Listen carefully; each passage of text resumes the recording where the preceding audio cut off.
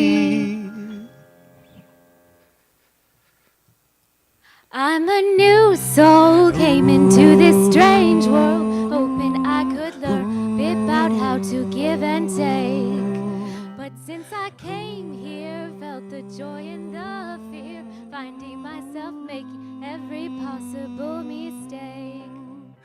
La la la la la la la la la la la la In this la very la strange la la la la la la every la possible la mistake, la every la la possible mistake. la la la.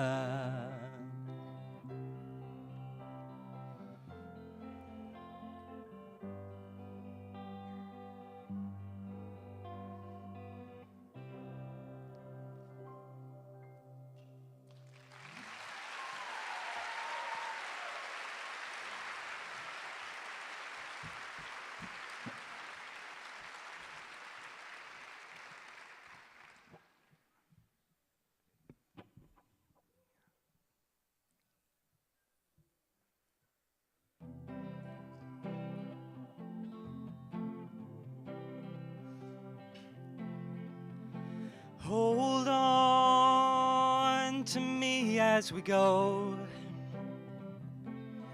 as we roll down this unfamiliar road. And although this wave is stringing us along, just know you're not alone. 'Cause we're gonna make this place your home. Settle down, it'll all be clear. Don't pay no mind to the demons, they fill you with fear. The trouble, it might drag you down. You get lost, you can always be found. Just know you're not alone. 'Cause we're gonna make this place your home. Ooh, ooh, ooh, ooh.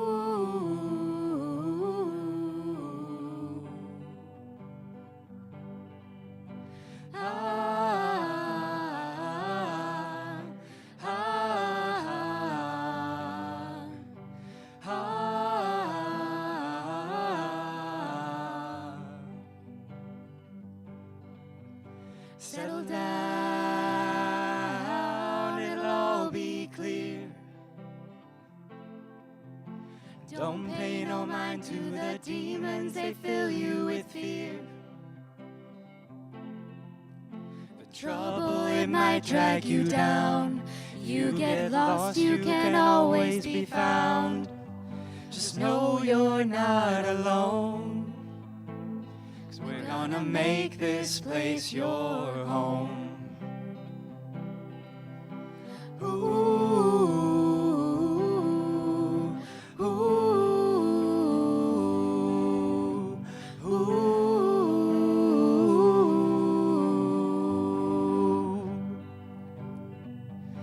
Ah, ah, ah.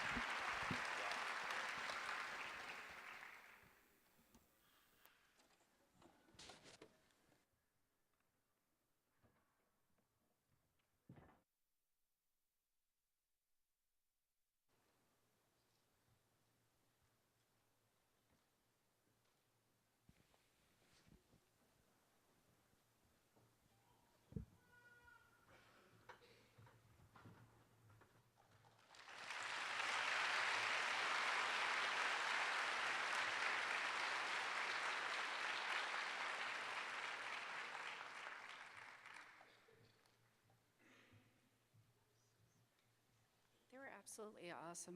I'm never ceases to amaze me how talented our students are. I'd now like to introduce our dean to come to the podium to say a few remarks and to introduce our keynote speaker for the day. Dr. Dean Buckley.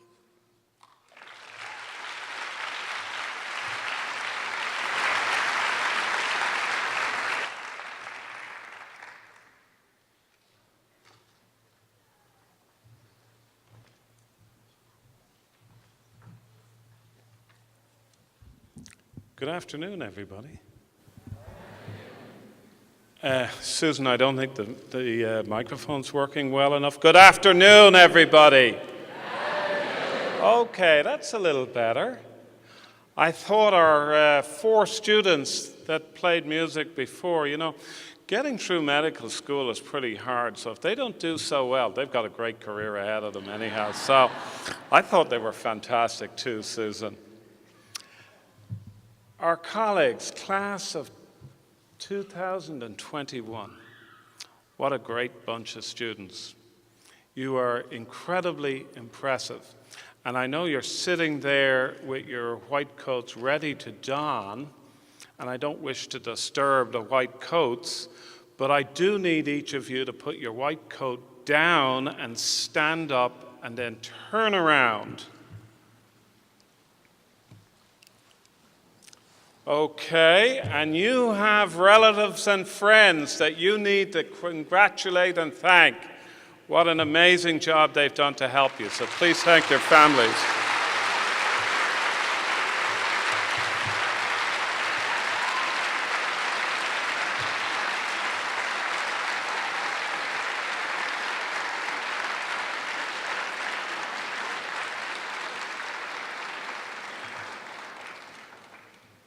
Great. Please sit down again. Please turn around, though, as well. Just thought I'd say that.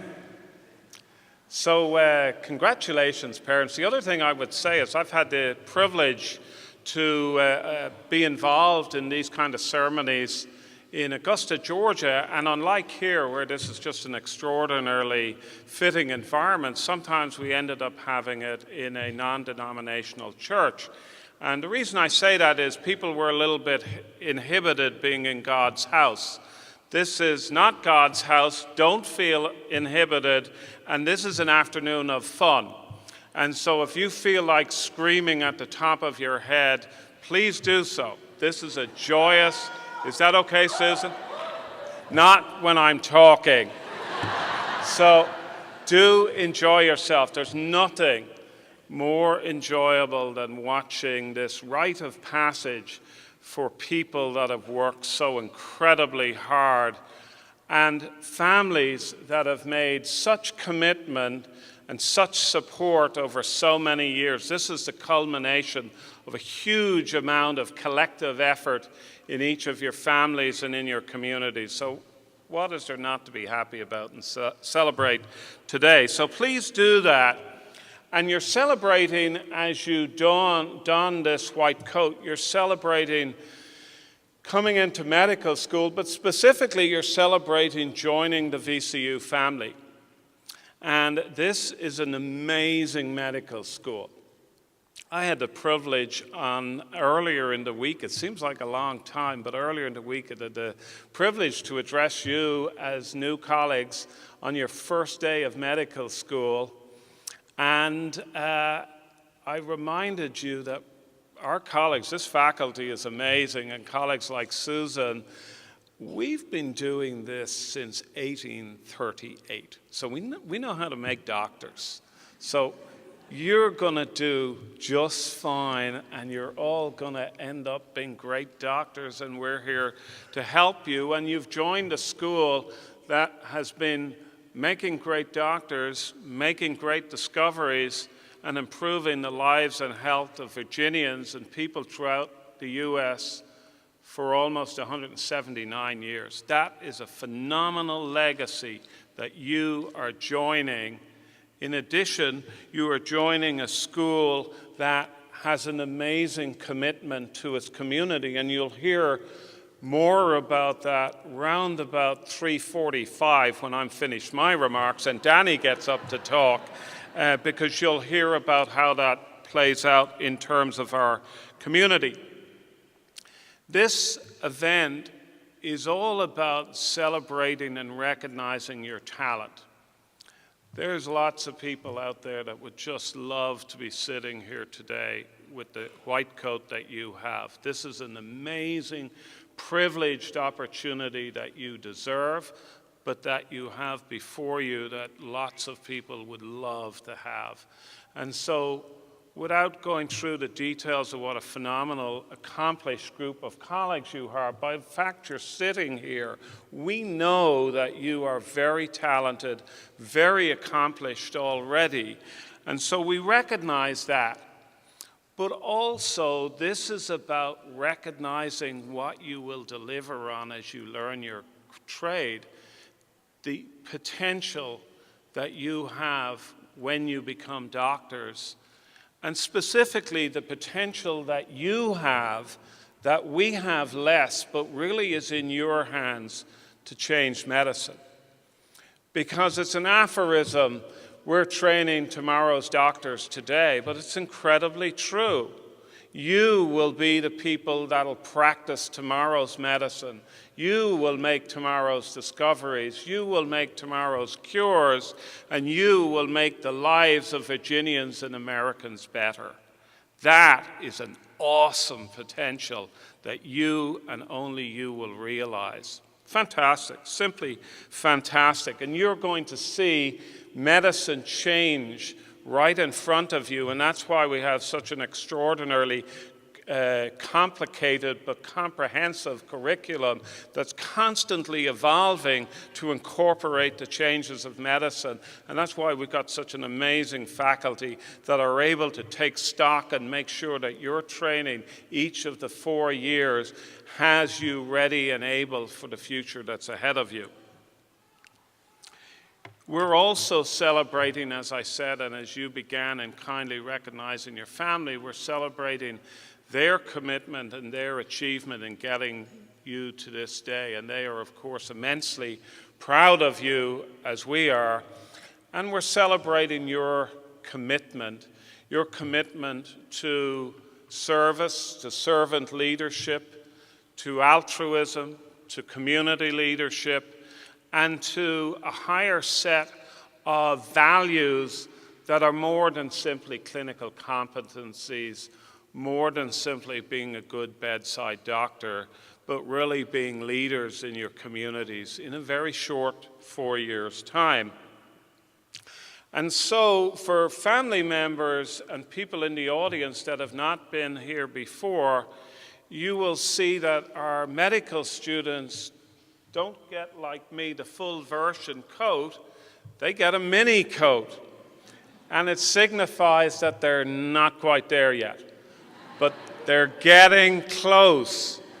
And I've done the number since Monday. It's changed, guys. 1,200, 673 days are all you've got to go, and you're going to be doctors. It's amazing. So you're getting there. You ended the first week.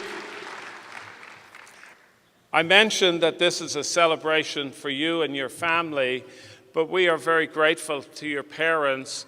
In fact, Michelle mentioned beautifully on Monday that as you come in to become doctors, don't lose the characteristics that you've got, because that's what got you into medical school. The talent, the ambition, the roundedness, and the goodness and wholesomeness of you as people.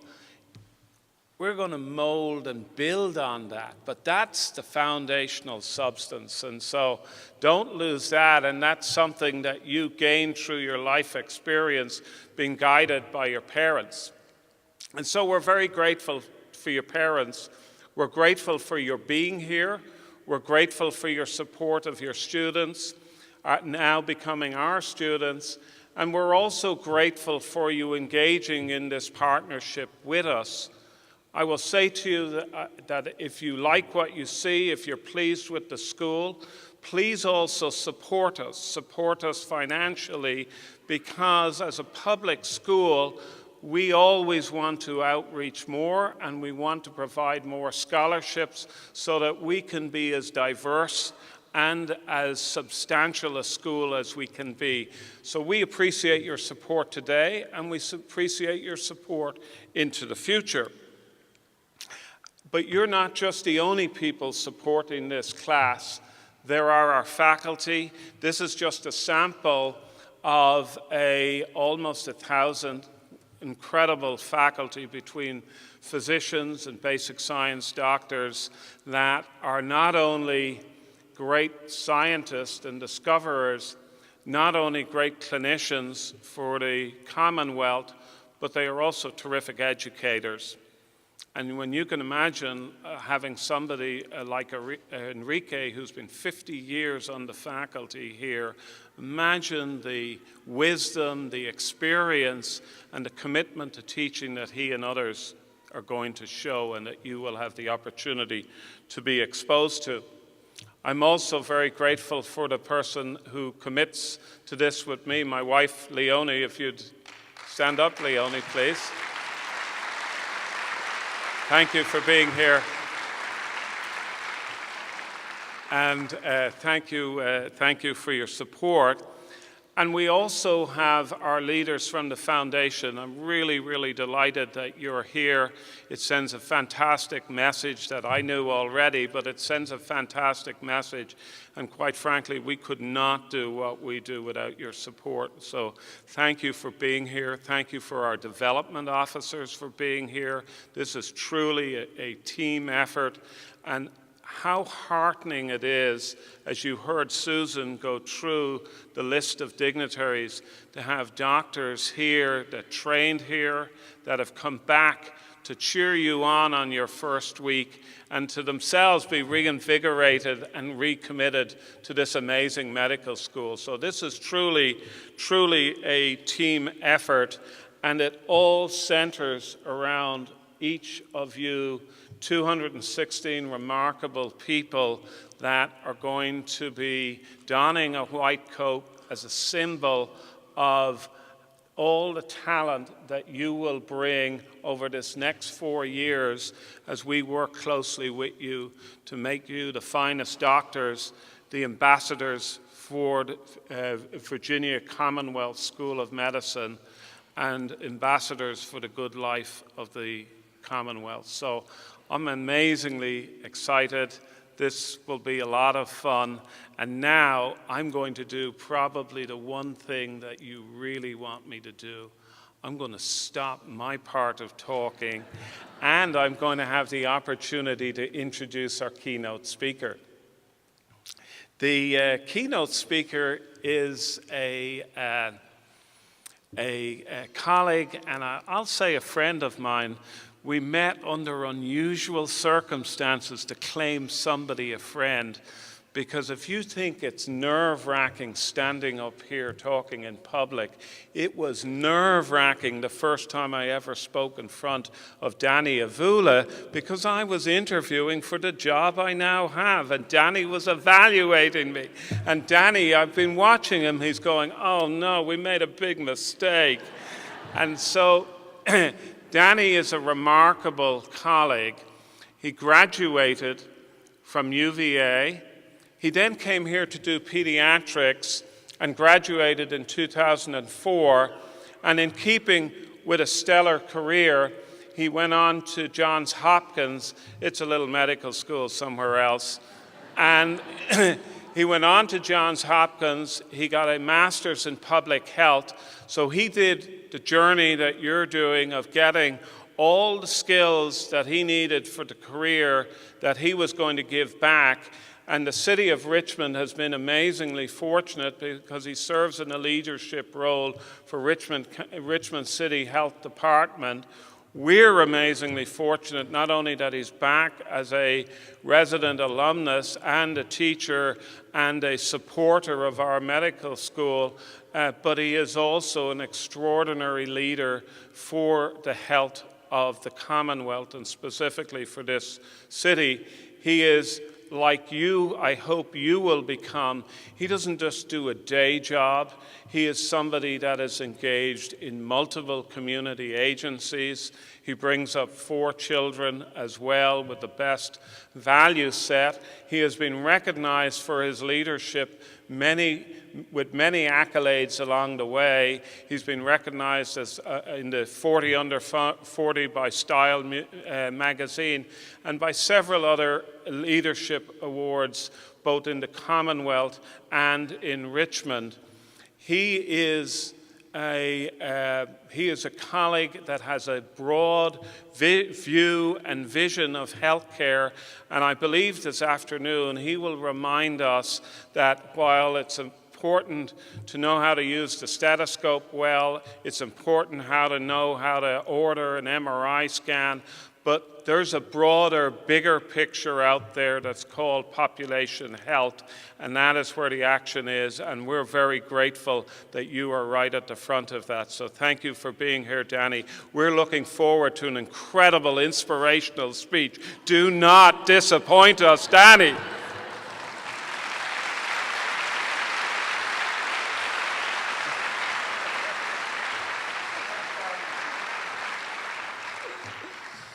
I think you can all agree in your not-so-brief interaction with Dr. Buckley that we made the right choice, right? This guy's amazing.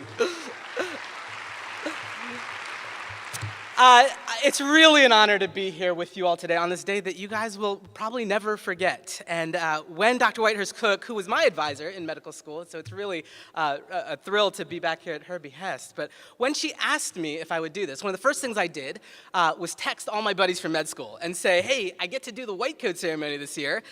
Is there any wisdom that you guys want to impart to the incoming M1s? Because what is better than crowdsourced advice? Well, it turns out that a lot of things are better. Probably anything is better, actually. But I thought I'd share just a couple of gems with you. One of them said, make the nurses your best friends. And you'll hear that a lot, especially when you get on the wards. The nurses can make your life incredibly easy or incredibly difficult. But I can't help but think that there was a subtext to his comment, because this guy is married to a nurse, and along the way had many relationships with nurses, and sometimes just relations with nurses. And so I'm not sure that I can fully sanction that advice, but I'll let you guys decide. Another piece of advice from one of my friends who's just every year is so bitter at this time of year, and he said, tell him not to go into anesthesia. Every summer, I have to miss my family vacation to make sure my little assassins don't kill anyone. Obviously referring to you guys, the medical students and new interns that are having to serve on the wards in July and August. But my favorite was you. They asked you to give that speech. And in her defense, I was known by most of my classmates as the guy who slept through med school. Those cushy auditorium seats in the bottom of the medical school building, MSB, which I don't even think you guys get to see anymore. But they might as well have been a waterbed, because every morning I would just nestle in and fall into 4 hours of the best sleep I would ever get. And it wasn't until the middle of my second year of med school where we were doing a neuropathology lecture where we learned about sleep disorders and we learned about narcolepsy. And my neighbor jabbed me awake and said, dude, you should get tested for that. And so I did, and lo and behold, I actually got diagnosed with narcolepsy, or at least a form of it, and it's a longer story. They've cleared the diagnosis, but another story for another time. But all that to say, you guys can clearly see I had some really quality friends in medical school. I'm just hoping that you guys can do better, okay? I want to tell you a little bit about my journey in medicine, and I hope that you're going to leave here today with just a few things that'll frame your time here for the next 4 years. I imagine, like many of you, that I knew I wanted to be a physician at a really early age, probably around 10 years or so. I didn't have any doctors in my family. I hadn't really spent any time with doctors, and I can't, at that age, can't really say that I even knew what a doctor did, but I was all in. Why? Because when you are the firstborn son of a first-generation Indian family, that is what you do, right? Look around here. It's not an accident that there's so many brown faces in this audience. I see all the Indian parents nodding their heads. It was either this or IT, right? You guys feel that, right? But seriously, my parents were brilliant about the way that they approached it, right? They were never demanding or heavy-handed, but they were masters of the power of suggestion. Everything that I did, the toys that I played with, the summer programs I joined, the high school I went to, the volunteer activities that I participated in, they all were carefully curated to prepare me for a career in medicine. And it worked. I'm a doctor. My brother is a doctor. My brother married an Indian woman who's a doctor. They have 3 Indian kids who will probably grow up to be doctors. It was interesting that I was not only not resistant to going down that road, but I was really, really committed to it. And I was really convinced that being a doctor is what I wanted to do until I got to med school. And until I got to 3rd year in particular.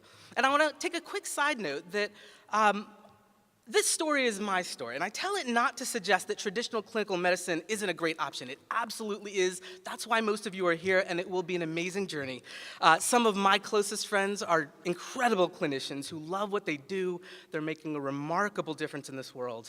As Dr. Buckley said, medicine is an amazing calling, and what you will find over the next 7 to 10 years of your training here is that this profession that you guys have chosen will open up countless doors for you. You will also find that we are all wired differently and that we're created for different things. But the beauty of this path that you're on in medicine is that it can take you almost anywhere. So for me, back to my story, rotation after rotation, I found myself leaving a little bit unsatisfied. I realized that I wasn't particularly motivated by the science and that I was finding that my clinical interactions with patients were leaving a lot to be desired, especially as I was becoming more and more interested in the broader issues about how our country's history of race and class in this country impacted the health of different communities. And I felt frustrated that I was trying to affect behavior change in a 15-minute office visit without any real knowledge or ability to help my patients deal with the issues that were important to them. Unemployment, safety in their community, their kids' school situation, broken families. And so the guidance that I was trying to give in like those short office visits as a med student or as a resident, it was really amazingly short-sighted and frankly really irrelevant to so many of the patients that I was seeing. And for me, that led me to this crisis of identity because I had only ever seen myself doing medicine, and now I wasn't sure that I wanted to do it. And I thought for a second, halfway through 3rd year, that maybe I need to get out, maybe I need to quit med school. And thankfully, my wife and my advisors talked some sense into me. My wife said, you know what, you got a year left, suck it up, we can do this, right? And it was good advice because what happened was that next year, as I was figuring out that clinical medicine wasn't really my cup of tea, it forced me to think about what it was that I was made to do. I was on the fast track to medicine. I finished high school at 16, I finished college at 19, I showed up at 20 in the seat next to you thinking I'd all figured it out, and I hadn't really ever taken time to figure out, like, what was I passionate about? Passion was a pretty foreign concept to the generations that went before me and certainly to immigrant families. And so I spent the next year doing different rotations, doing some self-reflection about what are the things that I care about, what fired me up, what was going to keep me intellectually and missionally engaged for the rest of my career. And so I pursued a number of non-traditional rotations, some in the international setting, in administrative healthcare settings, in community health, and ultimately I discovered public health. And in that, I found a group of professionals who were wholeheartedly committed to the big picture. These were practitioners who were exploring how poverty and the environment and social factors like employment and education, exposure to childhood trauma, how those things were impacting health and human flourishing in different populations. And this pursuit was undergirded by a profound commitment to justice that really resonated deeply with me. And so my career took a left turn. And at the same time that my career took that turn, the rest of my life took a turn as well.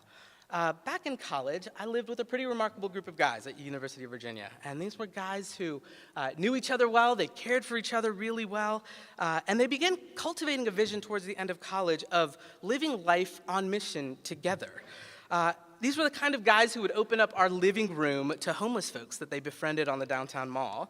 One of our good friends and guests, a Bosnian immigrant who was living on the street, was so grateful. He would spend nights on our couch, and he brought us many gifts, including the gift of scabies, which was about the worst week of my life. But this conversation that was evolving with our friends was evolving in a way that prioritized our relationships with each other, living with purpose. And as we got married over the next few years and amassed kind of further degrees, new voices and new visions were added to the conversation. And ultimately, that led to 3 couples almost 13 years ago who made an intentional decision to move to Richmond, Virginia, and to move into a high-poverty, predominantly African-American part of our city. Our neighborhood at the time was full of boarded-up houses. There were corner stores every few blocks. There were gunshots on a weekly, if not nightly, basis. And we just totally stuck out, right? For months, my neighbors would ask us, "Are you guys cops?" That's the only reason we could possibly be in the neighborhood. One particularly memorable example of how much we stuck out involved one of my roommates, Peter, who didn't live in that community, but he was just visiting and helping us move in one day. Peter is now a headmaster at a boarding school up in Connecticut, but he has been that guy since 18 years of age, right? Good looking, really smooth, strong, firm handshake, and he rolled into our neighborhood wearing a white polo and some salmon-colored shorts and a belt that probably had crayfish or something on it. And as he was helping move in, he introduced himself to our neighbor, and he stuck out his hand, and he said, "Hey, I'm Peter. What's your name?" And my neighbor said, "T-yo."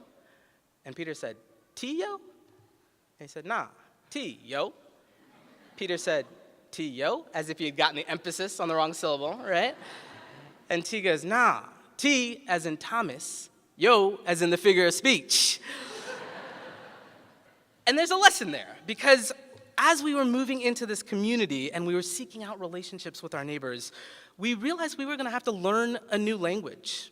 Perhaps literally, but also figuratively, right? We need to learn a new way of speaking, but also a new culture and new customs and new ways of being.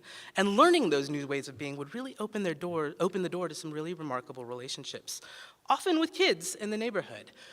One of my favorite early interactions with a child in the neighborhood was, I was a second-year pediatrics resident. I'd come home post-call, didn't even make it upstairs. I just fell asleep, crashed right on the couch.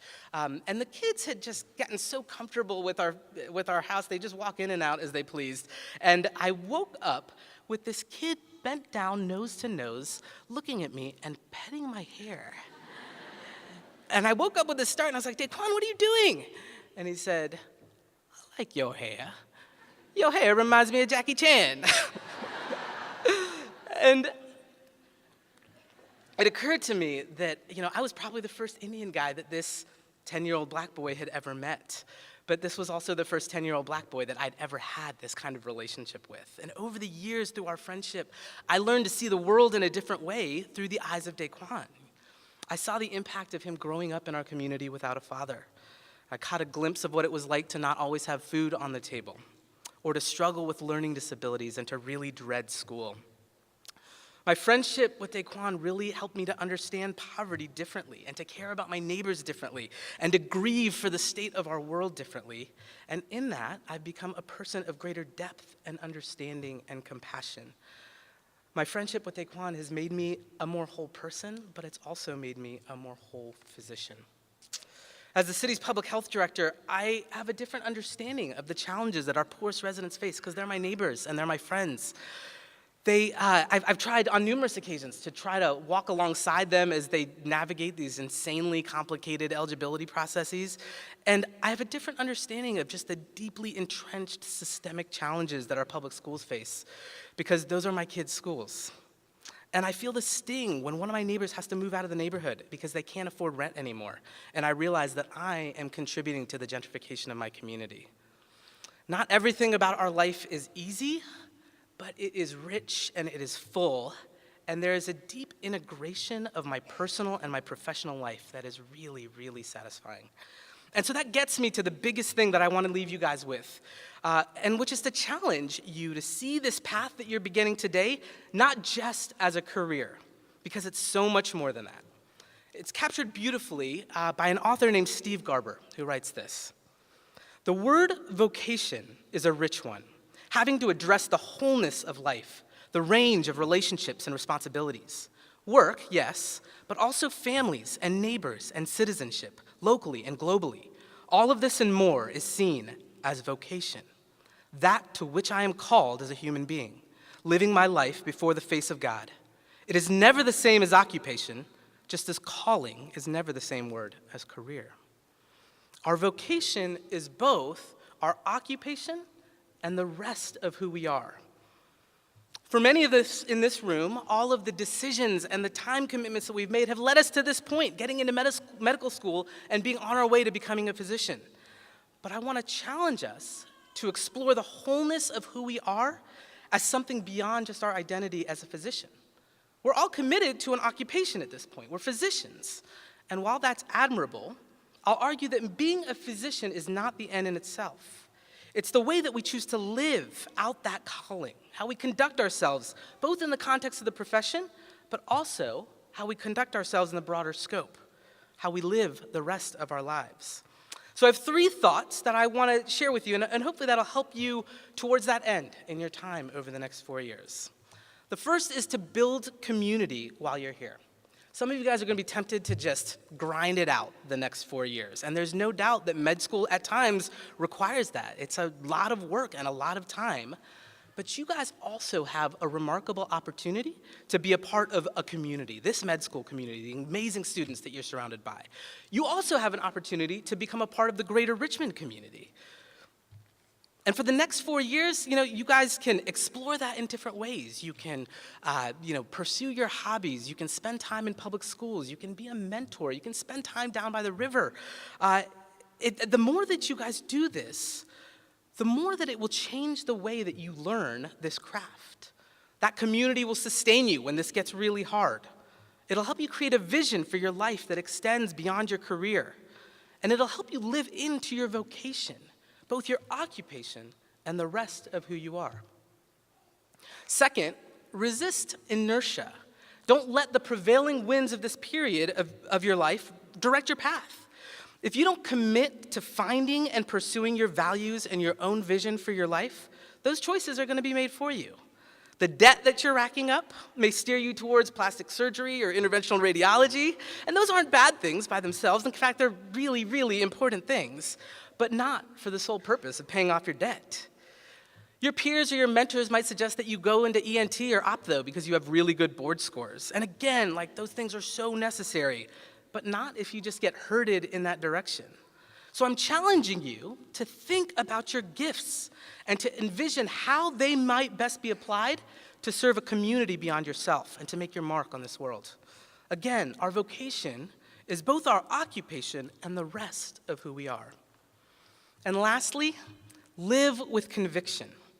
I sometimes hesitate to tell people the story of our life because I often get things like, that's really admirable, I could never do that. And I just want to say that my wife and I aren't particularly special. We didn't really do anything worthy of admiration, but we have spent the time to figure out what we value. And we've tried our best to make decisions that reflect those convictions in our work and in our family and as neighbors and citizens locally and globally.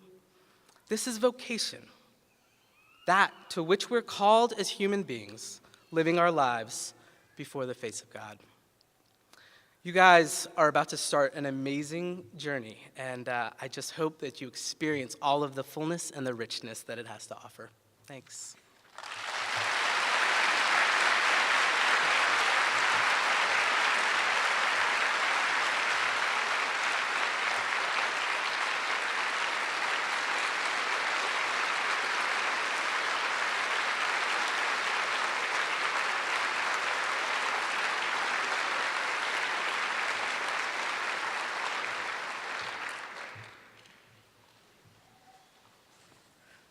I knew that would be inspirational, but he even exceeded my expectations.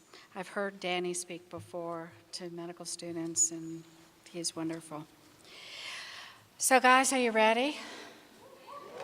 All right. So I want to give a little bit of instruction, so listen carefully. When you come up to the stage, you're going to go to the furthest available coder, okay? So if the person all the way at the end of the stage is open, go to that person, even if the person here is open, all right? Because we don't want to put a bottleneck up here at the front. I also want you to wait for Dr. Whitehurst Cook to call your name before you walk across the stage, okay? Because she's kind of going to be the little traffic director. She's going to hold the card until the traffic is cleared up a little bit up here.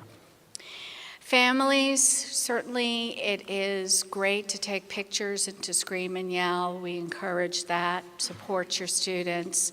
We do ask, however, to not clog the aisles or come all the way up here and block everybody else's vision of the stage when you do take your pictures.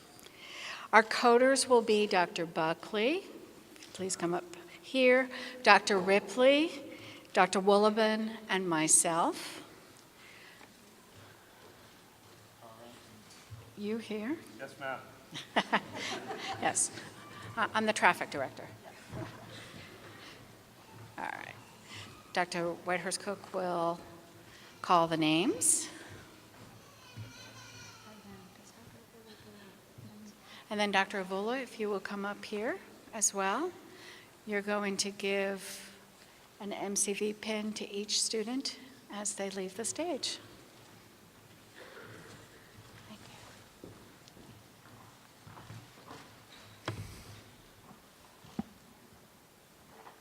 I'm so very proud of each one of you.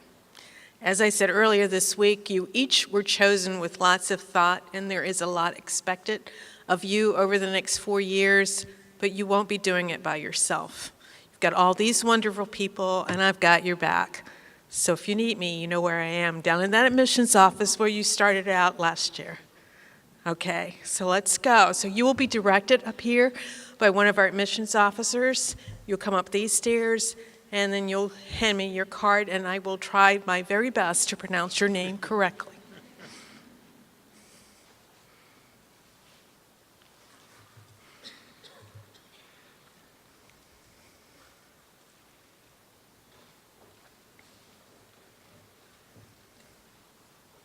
Lindsay Mahoney from Arlington, Virginia.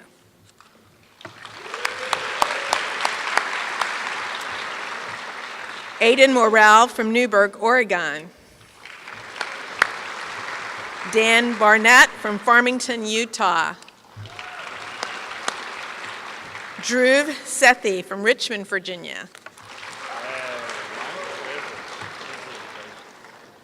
There you go. Okay. Paul Coe from San Francisco, California. Sean Abishan from Western Florida. Alberto Cristobal from Lake Oswego, Oregon. Matthew Hagan from Palm City, Florida.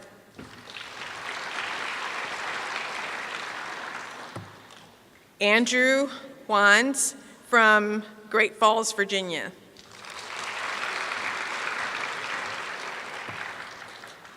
Will Bataller from Laytonsville, Maryland. E.J. Cow from Lexington, Massachusetts. Ann Tinser from Richmond, Virginia. Annette Kleiman from Torzana, California. Alexander Allen from Virginia Beach, Virginia.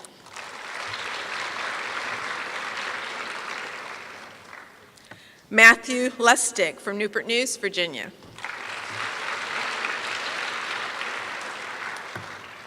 David Gibson from Virginia Beach, Virginia.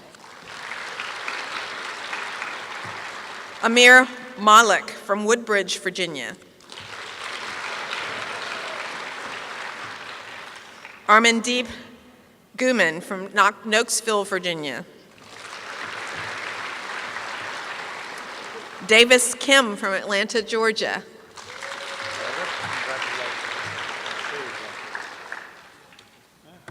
Justin Thomas from East Northport, New York.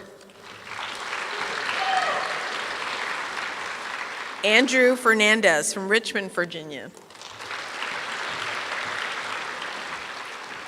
Blasan Sebastian from Baltimore, Maryland. Christopher Capella from Millersville, Maryland. Kubir Nigam from San Diego, California. Philip Stone III from Linville, Virginia. Harrison No from Springfield, Virginia. Connor Sheehan from Fredericksburg, Virginia. Trevor Highland from Rochester, New York. Sean Nilsson from East Hampton, New York.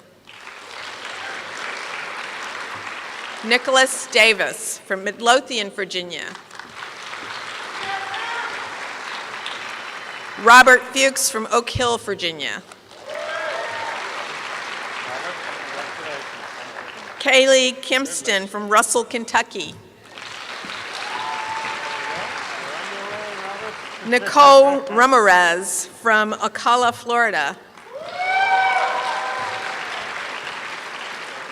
Tabitha Michaud from Tampa, Florida. Kelly Doe from Burke, Virginia. Leandro Sokolovsky from Yorktown, Virginia. Sripat Chita from Virginia Beach, Virginia. Burat Balin from Vienna, Virginia. No, I'm sorry. Chennai, India.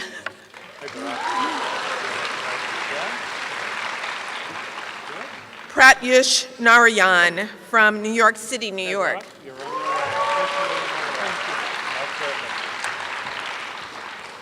Tameen Jamal from Phoenix, Arizona. Nikhil Shah from Salem, Virginia. Alex Will from Glen Allen, Virginia. Scott Berg from Olney, Maryland. Matthew Laws from Galax, Virginia. Jonathan Seegers from Potomac, Maryland. Justin Chang from Potomac, Maryland.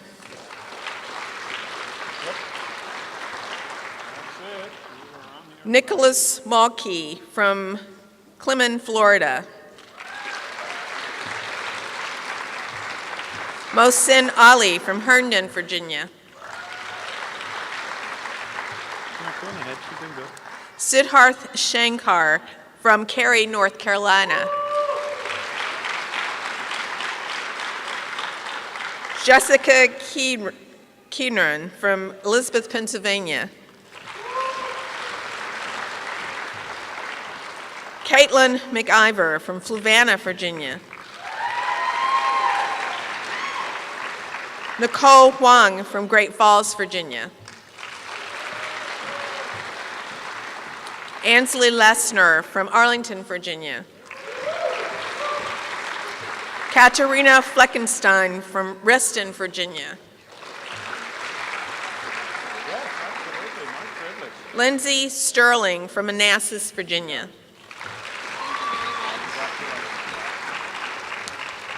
Derek Saku from Frostburg, Maryland.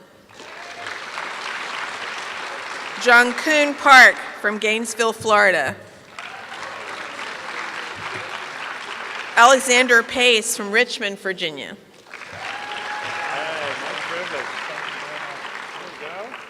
Dante Merrill from Denver, Colorado. Mary Helen Simpson from Morgantown, North Carolina. Kiara Simbald from Victoria, British Columbia. Madeline Stovall from St. Louis, Missouri. Joseph Tuck from Fredericksburg, Virginia.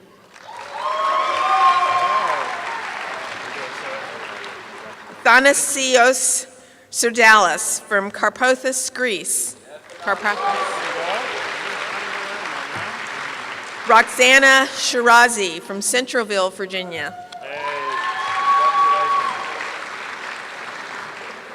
Kevin Gufari from Hampton, Virginia. Will Manning from Raleigh, North Carolina. Matt Moser from Great Falls, Virginia. Sidat Raisius, there we go, Richmond, Virginia. Michael McGee from Glad Spring, Virginia. Peyton Miller from Kingsport, Tennessee.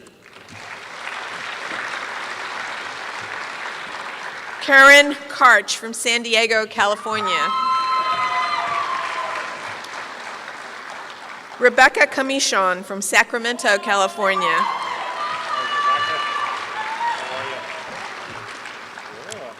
Jennifer Luwang from Anaheim, California. Yosef Kalafala from Alexandria, Egypt. Tatiana McIntyre from West Palm Beach, Florida. Benjamin Blake from Richmond, Virginia.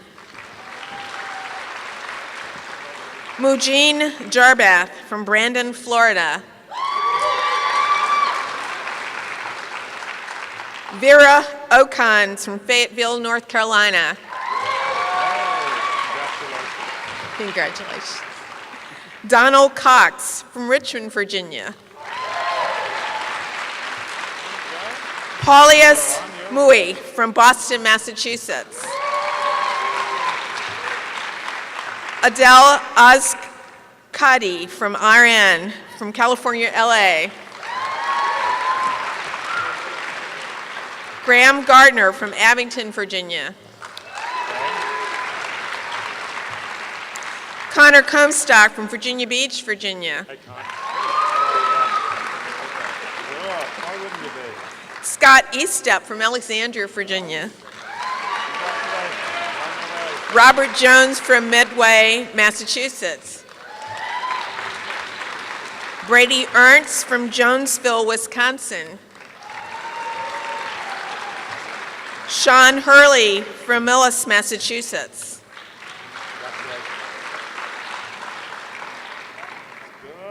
Shruchika Sambo from Warren, New Jersey.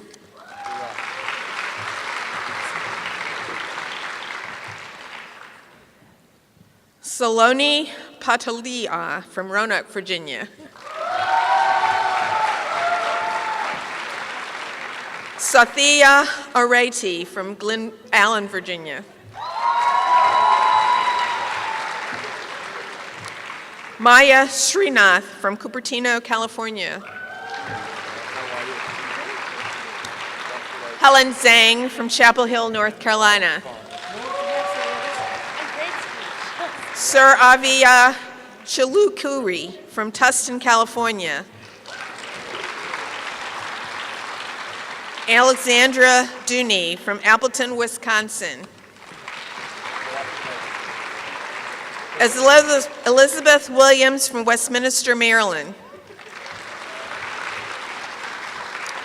Lydia Cernak from Chandler, Arizona. James O'Brien from Wilmington, North Carolina. Catherine Warder from Lake Forest, California.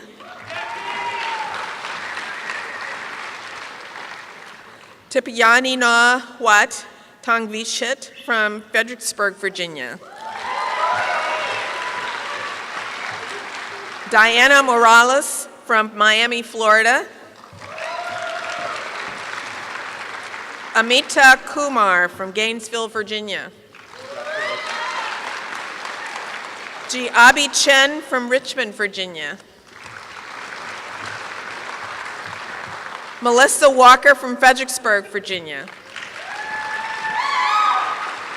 Sarah Debs from Monte Sereno, California. Farin Yazdani from Los Angeles, California. Kristen Wachi from Gainesville, Florida. Oh, Gainesville, Virginia, sorry. Alice Kim from Richmond, Virginia. Brandy Branch from Charlotte, North Carolina. Kian Yamada from Pleasanton, California. Melanie Gray from Winchester, Virginia. Genevieve Gilson from Arlington, Virginia. Kelly Miller from Charlottesville, Virginia.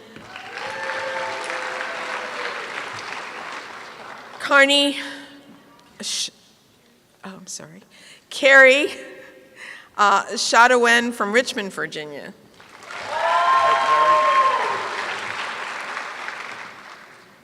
Agnijita Kumar from Rancho Cucamonga, Florida.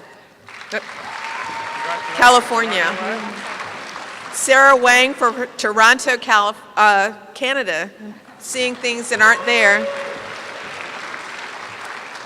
Morgan Brockington from Senco, Maine.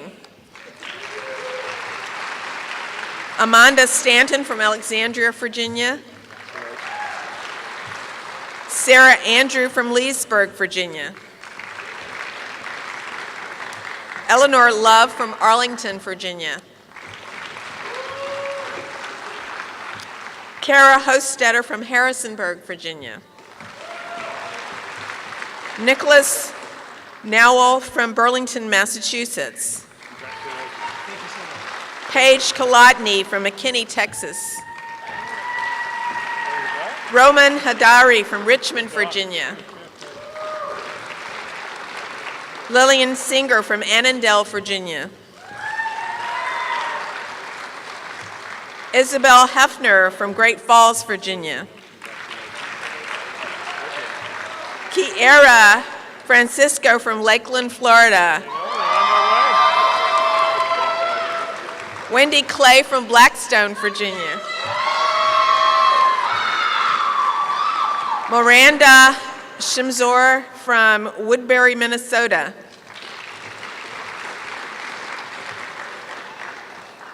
Zoe Moyer from Portola Valley, California. Susie Turkson from Virginia Beach, Virginia. Natalie Paukar from Simi Valley, California. Kung-Ri Yu from Rancho Palos Verdes, California. Eureka Stephanie Hara from San Diego, California. Hey, Eureka, how are you? Good to see you again. Lillian Fung from Garden Grove, California. Maria Hussein from Chapel Hill, North Carolina. Krishnas Kinariwala from Virginia Beach, Virginia. Nina Zhu from San Diego, California.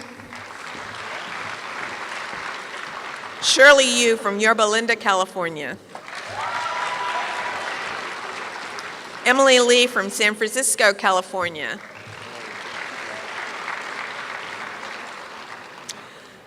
Michaela Montana from Los Gatos, California. Grace Len from Richmond, Virginia. Lonnie Matthews from Silver Springs, Maryland. Whitney Wooliver from Great Falls, Virginia. Celeste Pilato from Bethesda, Maryland. Courtney Woods from San Antonio, Texas. Yina Sun from Charlottesville, Virginia. Rachel Zaragoza from Leesburg, Virginia. Kristen Rayner from Paramus, New Jersey. Isaac Prince from Gloucester, Virginia. Nicholas Pasternak from Lincolnshire, Illinois.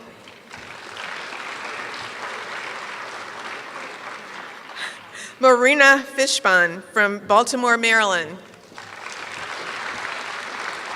David Branson from Springfield, Virginia. James Howick from Jacksonville, Florida. Cindy Tay from Fremont, California. Divya Sakhajwala from North Potomac, Maryland. Devin Bunemeyer from Hamilton, Virginia. Sarah Jensen from Arlington, Virginia.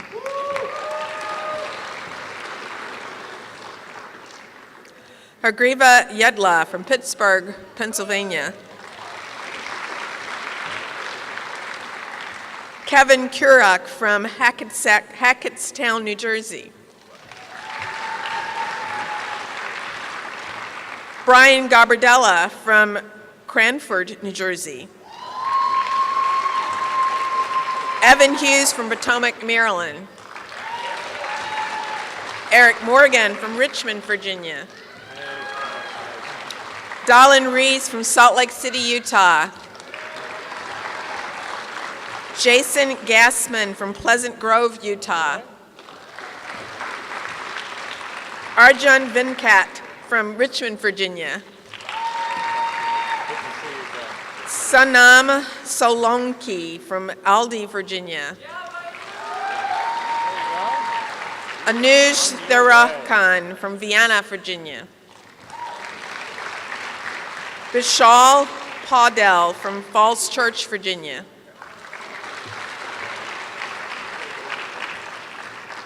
Sagar Sanhawalaya from Rochester Hills, Michigan.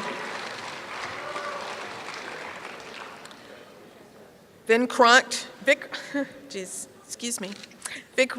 Alak from Pleasanton, California. Nadia Rentilla from Fairfax, Virginia. Andrea Wen from Chesapeake, Virginia. Yashasvini Samputhkumar from Chantilly, Virginia. Molika Gill from Chester, Virginia. Jasmine Vuguda from Apple Valley, California. Austin Boyer from Salt Lake City, Utah. Kimberly Simon from Martinsville, Virginia.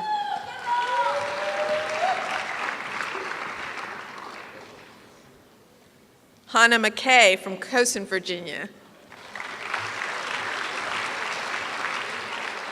Deanna Hojati from Great Falls, Virginia. Zachary Duell from Poquoson, Virginia.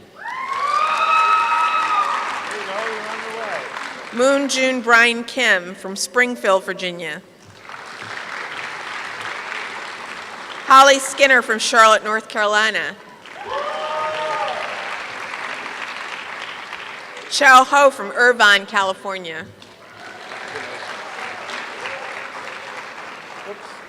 Jalawit Rugyumdi from Chesapeake, Virginia. Stephen Ellis from Jackson, Tennessee. Brent Boucher from Cary, North Carolina. Ashley Hadges from Alexandria, Virginia. Dennis Kim from Oakton, Virginia. Congratulations. That's a great family you got there. Emma Trockman from Potomac, Maryland.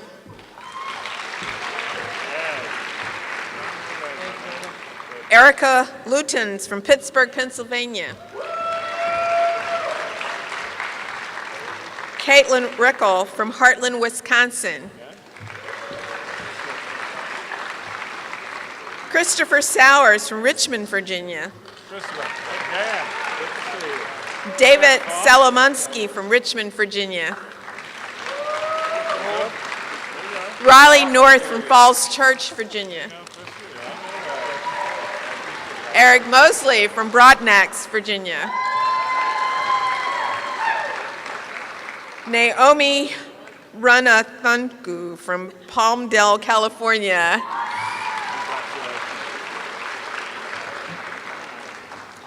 Kyle Wussard from Fairfax, Virginia. Daniel Jordan from Washington, D.C. Jason John from Montville, New Jersey.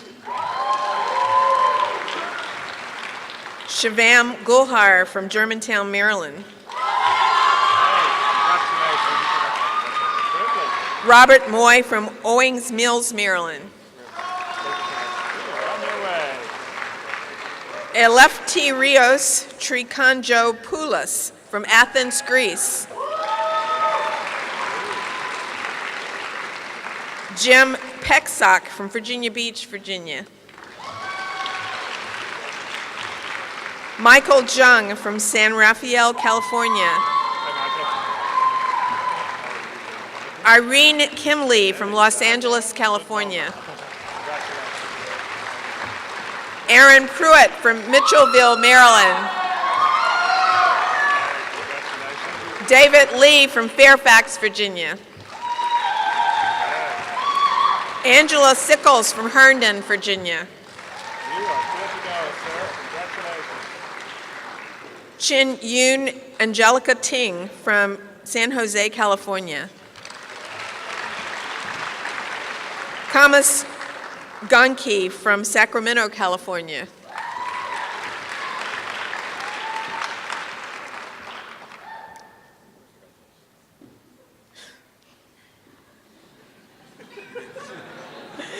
Joel Xing Chu, okay, from Vienna, Virginia. Gurgis Bujaj from Richmond, Virginia. Andrew Alberta from Centreville, Virginia. Scott Huang from Burke, Virginia. Matthew Pusarchik from Centreville, Virginia. Tricia Kuganar from Williamsburg, Virginia. Megan Wojcik from Beaufort, Georgia. Kelly McCoy from Fairfax, Virginia. And last but not least, Lauren Powell from Fredericksburg, Virginia.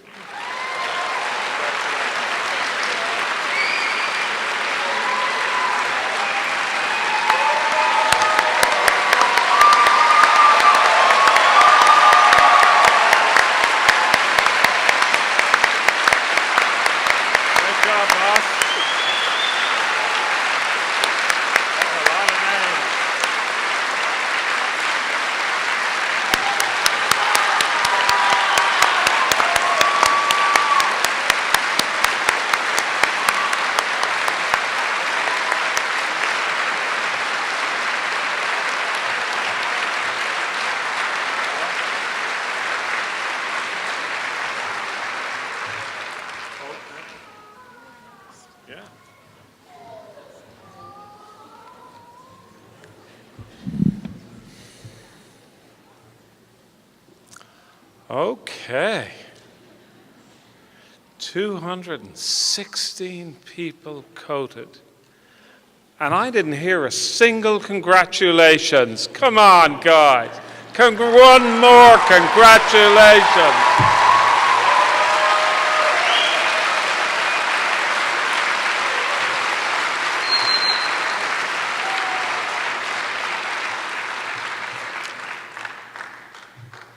The good news is we're on the home stretch. So we're now going to recite a time-honored oath, the Hippocratic Oath. And this is an oath that is in the province of us that are qualified as doctors and now our colleagues who are going to be doctors. And so we know that, of course, we have faculty composed of doctors, but we also have in the audience doctors, family members, and we have our students.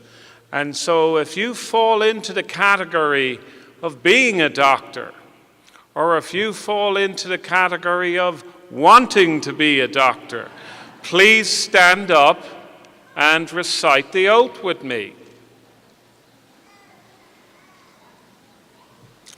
Okay. I do solemnly swear by that which I hold most sacred that I will be loyal to the profession of medicine and just and generous to its members, that I will lead my life and practice my art in uprightness and honor, that into whatever house I shall enter, it shall be for the good of the sick to the utmost of my power, that I will hold myself aloof from wrong, from corruption, from the tempting of others to vice,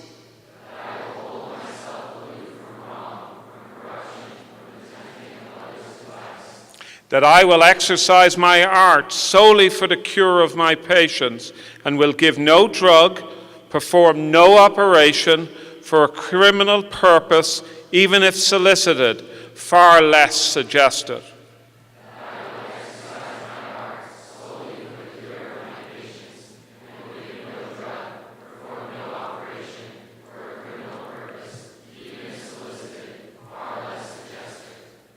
That whatever I shall see or hear of the lives of men and women, which is not fitting to be spoken, I will keep inviolably secret.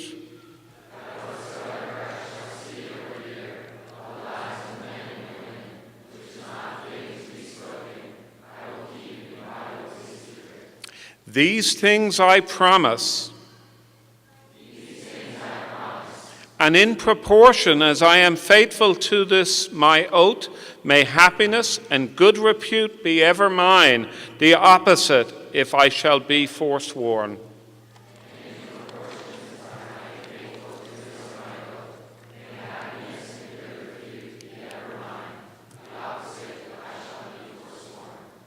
Please sit down.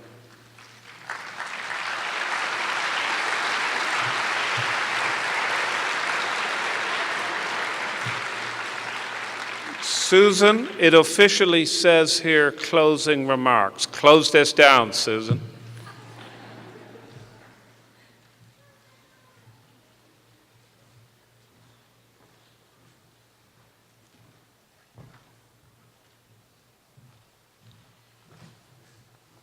All right, so I'm standing between you and the reception here. So this concludes our ceremonies for today. Now, I ask for our audience to wait for the faculty and students to process out first, and then follow us next door for the reception. I ask that we completely empty the room. I know you all want to run up here and take pictures. However, unfortunately, we need to vacate the room, and they need to take this down so that we can the crew can do their thing. So no lingering in this room. Let's all go next door and do our thing for the celebration. But thank you all for coming today. It was a lovely ceremony.